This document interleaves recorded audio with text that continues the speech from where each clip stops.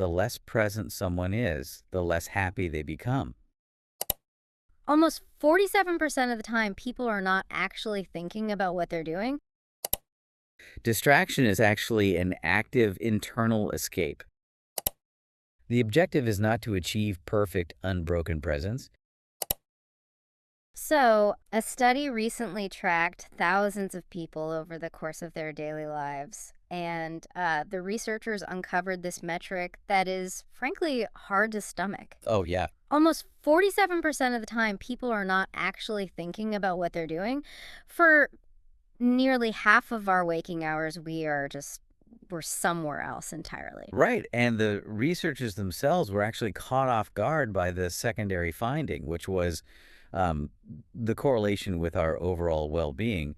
They discovered that the less present someone is, the less happy they become. Wow. Yeah. And that metric holds true even when absolutely everything in their physical reality, like their health, their finances, their relationships, Mm. is technically fine. That's just wild.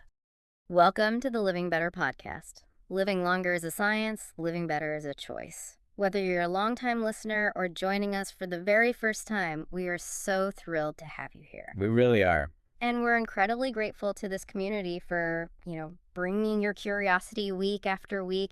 If you haven't already, please take a quick second to subscribe to the channel so you never miss our upcoming episodes. Because today's episode is, oh, it's a big one.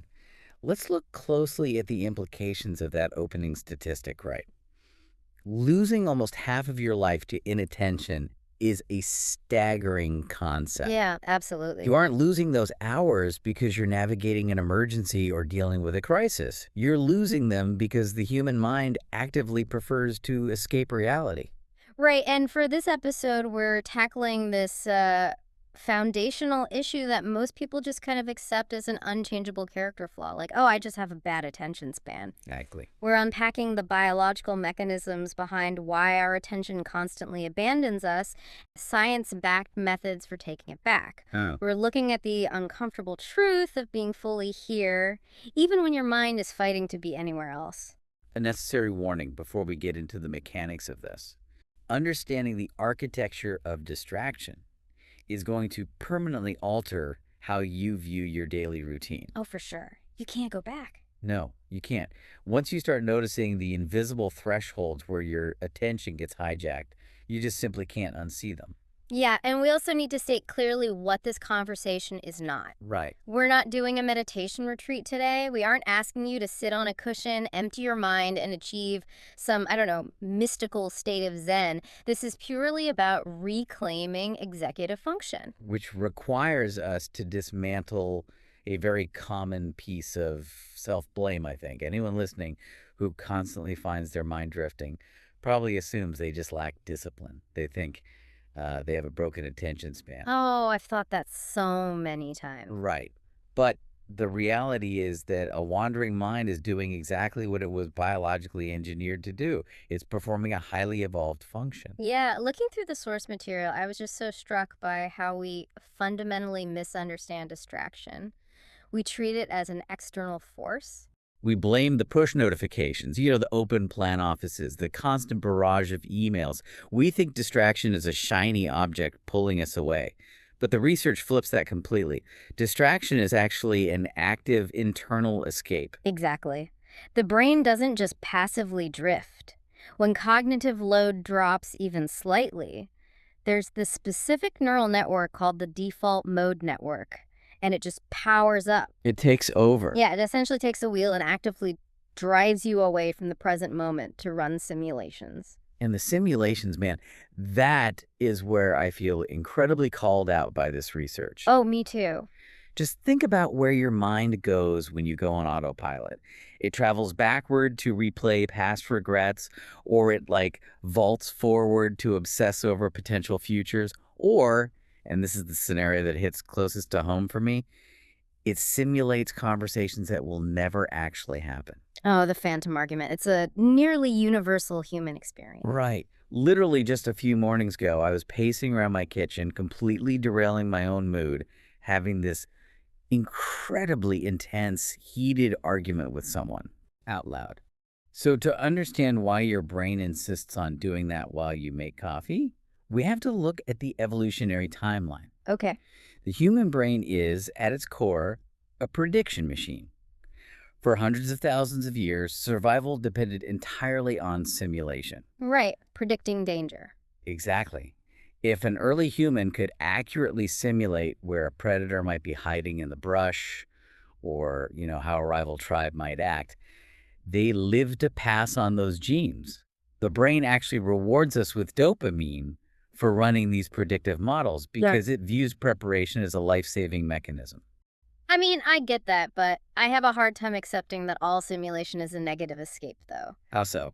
Well, like, if I'm driving to work and I'm mentally outlining a complex project or I'm preparing for a difficult meeting, that doesn't feel like a phantom argument. That feels like necessary executive function. Like, if I don't run that simulation, I'm going to fail at my job. That's a great point. Intentional planning is a vital executive function, but we really have to separate conscious planning from compulsive rumination. Okay, so what's the difference? The trap lies in the brain's inability to distinguish between simulating a genuine threat and simulating a mundane interaction. The prediction machine just goes into overdrive to fill any void in cognitive demand. Ah, I see. And the tragic irony of our biology is that the more efficient your brain gets at running these predictive simulations, the more disconnected it becomes from the sensory reality of actually experiencing life. So the present moment just gets relegated to background noise. Yeah, and we can actually test this in real time. Oh, let's do it. For everyone listening, let's do a momentary check. Yeah. In this exact second, are you purely processing the sound of the words being spoken? Are you noticing the weight of your body in your chair or the temperature of the air in the room? Or is a secondary track already running in your mind about what you're eating for lunch or an email you forgot to reply to earlier? Catching yourself running that secondary track is deeply unsettling. You realize your body is just this, like, meat vehicle on autopilot while your consciousness is miles away. Right. But the sources we're analyzing today isolate a specific trigger point. There's a precise juncture in the day where almost everyone loses their presence instantly. And identifying that jailbreak moment is where this research becomes incredibly practical. If we are biologically wired to escape, we have to know exactly where the perimeter is weakest. Totally. And going into the data, I naturally assumed the primary trigger for this escape would be, I don't know, high stress, or maybe the classic infinite scroll on a social media feed. That's what everyone thinks. Right. But the data points to something much quieter and much more insidious. The moment we lose our presence isn't during deep work or high anxiety, it's during the micro transitions, Tiny invisible spaces between actions. like finishing a spreadsheet and standing up to get water, or closing a laptop and walking to the car. Those transitions. Yeah, let's look at the mechanics of why that happens.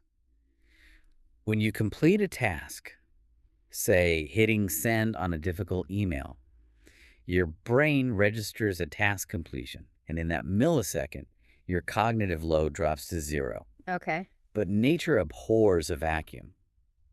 The brain cannot tolerate zero cognitive load, so the default mode network instantly spakes to fill the void. It desperately seeks a simulation or a rapid dopamine hit. Which explains the digital blackouts we all experience. Yes. You finish that email, you feel that tiny rush of relief, and you tell yourself, I'm just going to check my phone for 1 second. Then you blink, and 12 minutes have just evaporated. I fell into that exact trap yesterday. I closed out a complex document, picked up my device, and the next thing I consciously registered, I was watching a video of a dog riding a skateboard on an app I didn't even consciously decide to open. I had zero memory of the transition between closing the document and watching the video. Yeah. It was just a blackout. That is so relatable. It reminds me of the doorway effect. You know, when you walk out of the living room, step into the kitchen, and stop dead in your tracks with absolutely no idea why you're in there. Oh, constantly. Psychology tells us that passing through a physical boundary forces the brain to purge its working memory to prepare for a new environment. And it seems like the exact same mechanism is happening with our attention, just in a digital or mental space. Exactly.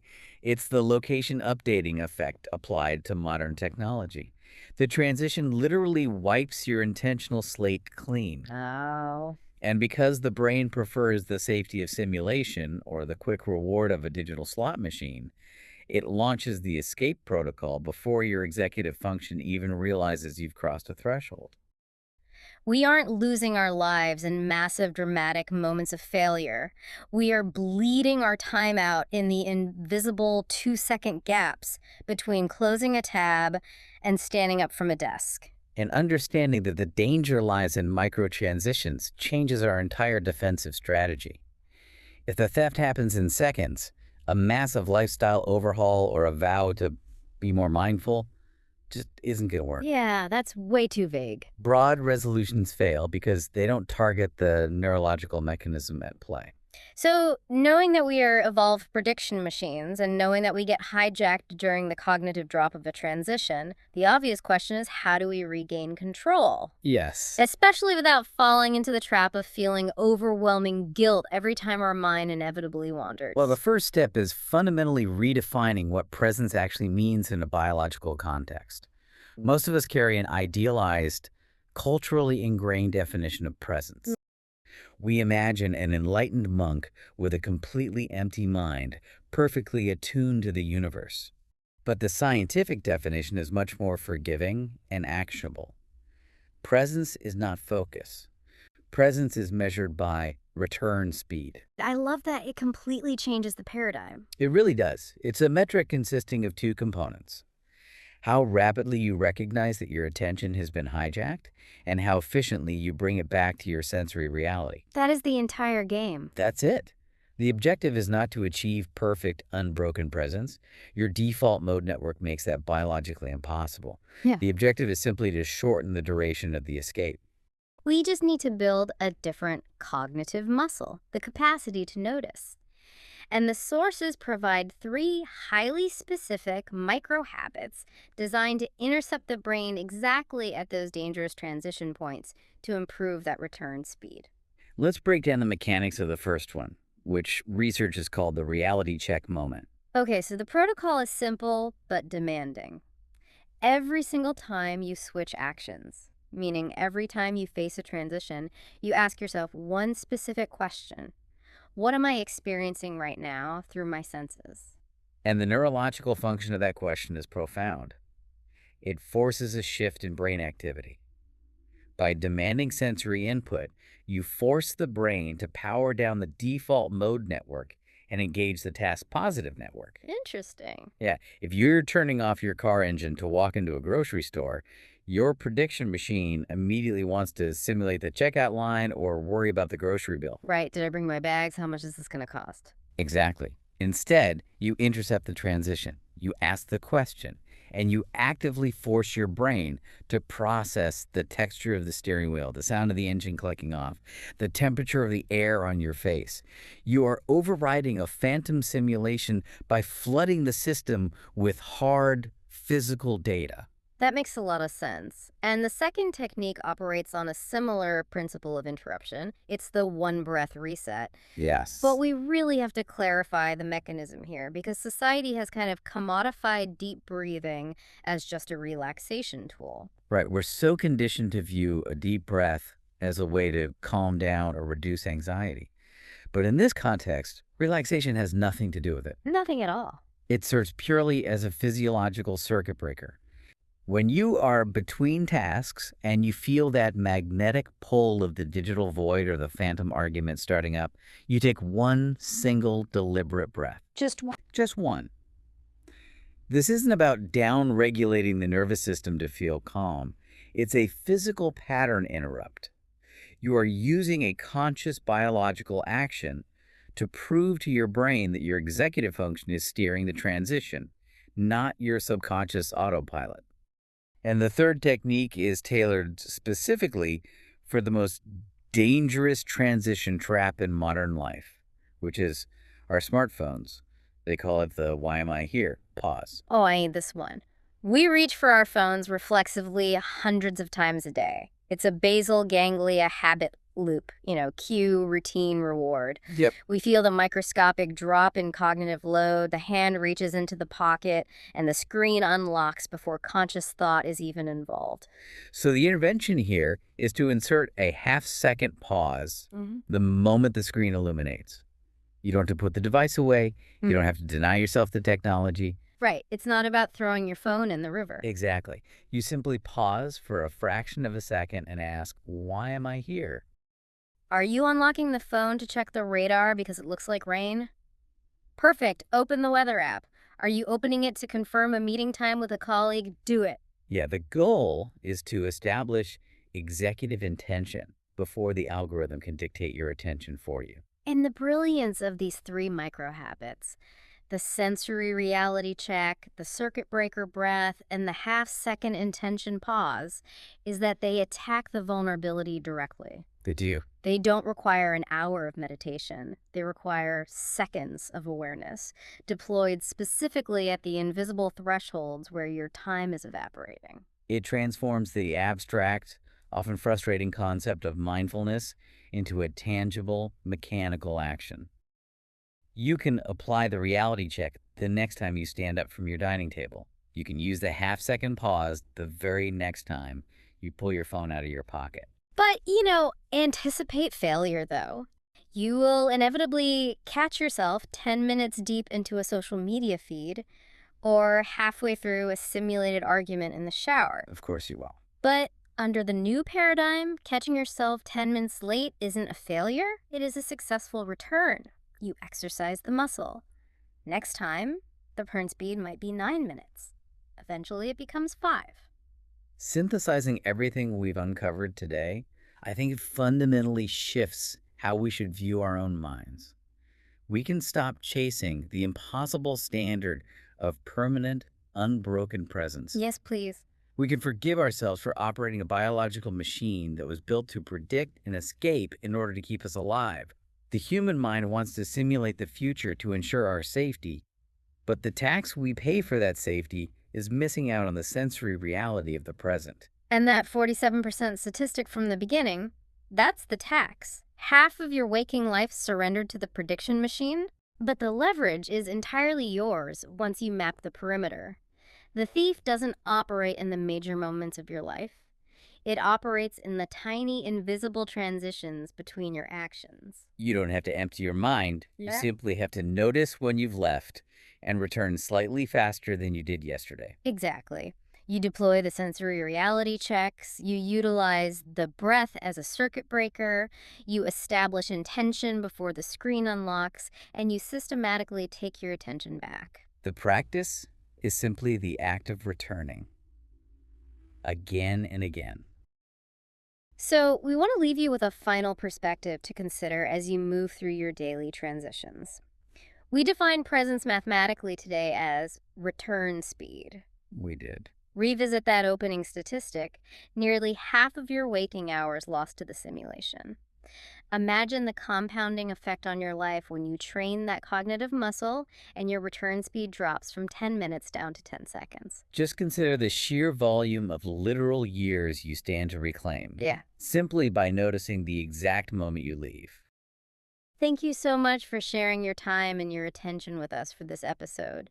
We hope these frameworks help you intercept those invisible transitions. And be sure to subscribe to the Living Better podcast so we can continue dissecting these mechanics together. Have a great week and pay attention to those doorways. Until next time, remember that a wandering mind isn't a broken machine. It's just a human operating system waiting for you to take the wheel. Take care, and we'll see you in the present.